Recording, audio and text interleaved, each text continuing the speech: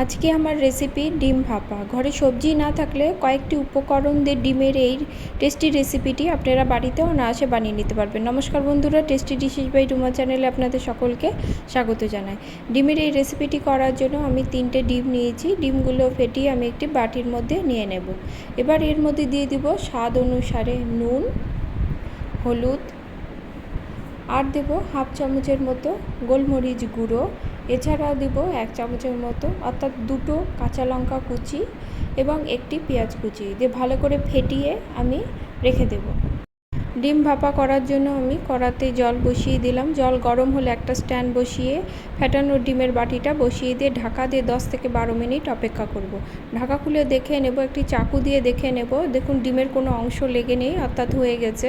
এবার গ্যাসের ফ্লেমটা অফ করে ঠান্ডা হতে দেব। এবার একটু মশলা করে নেব। এর জন্য মিক্সির বাটিতে 2টি বড় মাপের পেঁয়াজ, আদা, রসুন, 2টো লঙ্কা এবং একটি বড় মাপের টমেটো দিয়ে একটা স্মুথ পেস্ট করে নিয়ে রেখে দেব। ভাপানো ডিমটা ঠান্ডা হলে পিস করে নেব। এর জন্য আমি প্লেটে রেখে উল্টো করে উপর থেকে একটু বাড়ি মারলেই কিন্তু ডিমটা সুন্দরভাবে আলাদা হয়ে যাবে। এবার পছন্দ অনুসারে পিস করে নেব। আমি একটু বড় মাপের করেছি, আপনারা আপনাদের পছন্দ অনুসারে পিসগুলো করে নেবেন। এবার আমি কড়া বসিয়ে দিলাম। কড়াতে দিয়ে দিয়েছি তেল। তেল গরম হলে এতে ফোড়ন দেবো গোটা গরম মশলা, তেজপাতা এবং গোটা জিরে। ফোড়ন থেকে সুন্দর গন্ধ বেরোলে মিক্সির মশলাটা আমি দিয়ে দেব। মশলাটা দিয়ে বেশ কিছুক্ষণ কষাতে হবে। 3 থেকে 4 মিনিট কষানোর পরে যখন তেল ছাড়তে শুরু করবে তখন আমি এর মধ্যে দিয়ে দিব হাফ চামচের মতো জিরে গুঁড়ো, হাফ চামচ ধনে গুঁড়ো, আর দেব ঝাল অনুযায়ী লঙ্কার গুঁড়ো এবং হলুদ।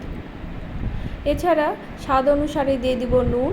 মিক্সির বাটি ধুয়ে অল্প জল দিয়ে দেব। দিয়ে মশলাটা কিন্তু আরও 3 থেকে 4 মিনিট সুন্দরভাবে কষাতে হবে। মশলা থেকে যখন তেল ছেড়ে আসবে তখন ভাপানো ডিমটা দিয়ে দেব।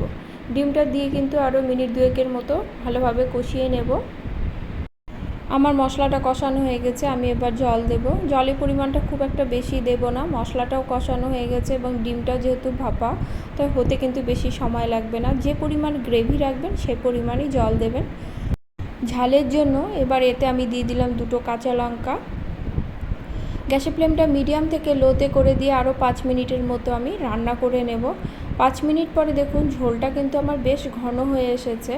এবার গ্যাসের ফ্লেমটা একদম লোতে করে দিয়ে দিব হাফ চামচের মতো গরম মশলার গুঁড়ো। রান্নার শেষে গরম মশলার গুঁড়ো দিলে কিন্তু এর ফ্লেভারটা খুব সুন্দর আসে। ভালো করে মিশিয়ে নিয়ে গ্যাসের ফ্লেমটা আমি অফ করে দেব।